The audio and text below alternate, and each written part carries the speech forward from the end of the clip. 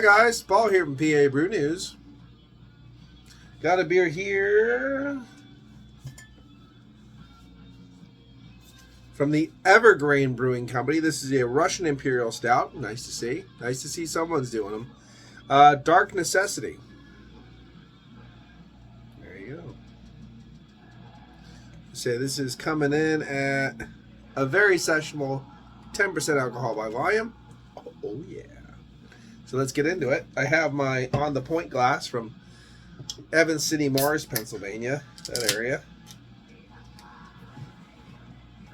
Let's see. We're gonna have to do a what kind of pour are we gonna have to do to label out, folks? I think a regular pour. There it is. Look at that.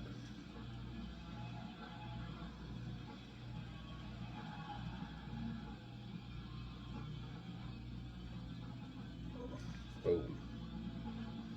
How about that? Okay. Let's see what we got going on here. We'll put that down. Forgot to read where they're from. I thought they were from Camp Hill, and they are from Camp Hill. Just wanted to clarify that before I said it, because I forgot for a second. Okay. On the Point glass. Nice look to it. Up to the light. Just a rind, like a fingernail of a caramel hue at the pinnacle of the glass. Good aroma. Cheers.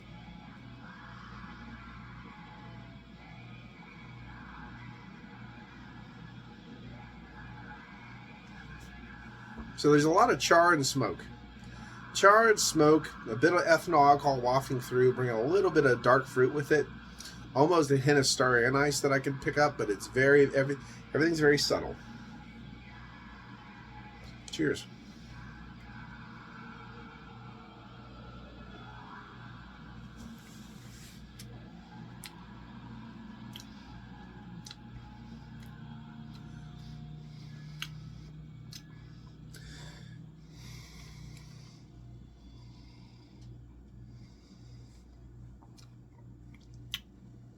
Definitely a bit thin. Tapered to a high side of a medium body, a little oiliness. It actually tastes a lot like the homebrew I just did.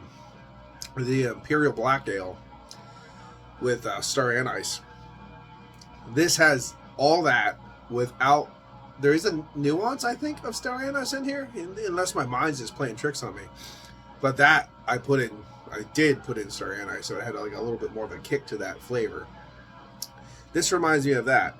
Slight, like, dark chocolate, roasty, toasty, smoked char, little peppery earthiness, and then a little bit of minerality, and a hint of something that reminded me of a faint star anise.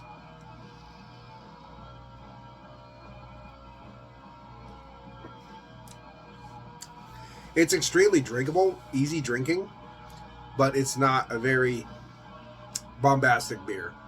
Kind of a boring Russian Imperial Stout. I've had much more complex ones, more dark fruits, more this, more that, whatever. But for what it is, it's definitely drinkable, especially for 10%. 10% is like crazy drinkable.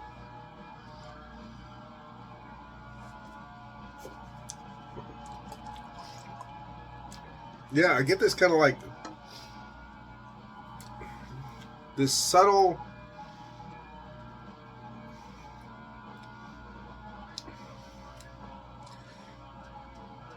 it's a really weird subtle mix of like a raisin and a black cherry, maybe way in the back, and then that little bit of star anise above that.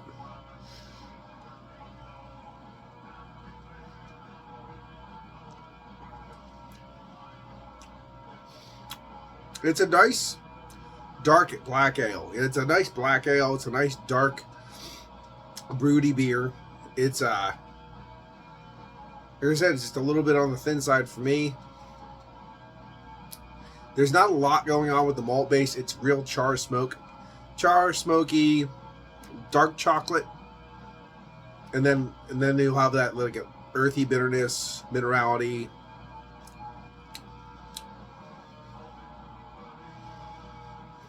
It's interesting. This might pair nice with a cigar. I don't know. I think it would, actually. I think because the cigar, depending on what cigar, what, depending on which one you have, with a dark kind of complexity of that one, probably might pair well with this.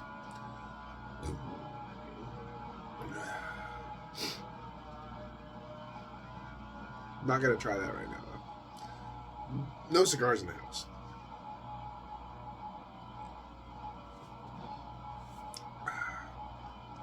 Look at the lacing. This is really it's actually kind of strange. It is really reminding me of the homebrew I just did, which is kind of crazy. In a good way. So that's good. Yeah, I'm enjoying it. It's not bombastic. It's not blowing my doors off or anything like that, but it's okay for what it is. And it's just nice seeing a brewing company doing a Russian Imperial Stout. And not a crazy pastry stout or hazy double fruited sours and all this stuff. Like, it's winter. They're doing a Russian Imperial Stout. Thank you. So I'm going to give this one an 8 out of 10, I think.